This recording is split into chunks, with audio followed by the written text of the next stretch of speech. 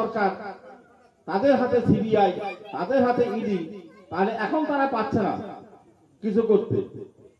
তার পরবর্তী সময় যখন আরজি করে যে একটা মেয়ে ডাক্তার ধর্ষিতা হয়ে খুন হলো, জঘন্যতম ঘটনা, সেই ঘটনা সিবিআই তদন্ত করলো, তদন্ত করে দেখতে পেল যে এটা সত্যিকারের বিরাট বড় একটা অন্যায় হয়েছে।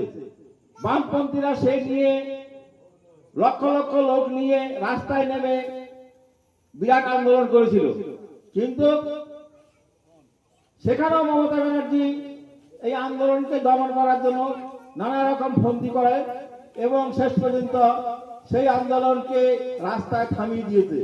আজকে কোথায় গেল সেই সিবিআই? আজকে কোথায় গেল সেই ইডি? তারা তো শীত ঘুমে চলে গেছে। পশ্চিমবাংলা যত অন্যায় হয়েছে, সেই সমস্ত অন্যায় যত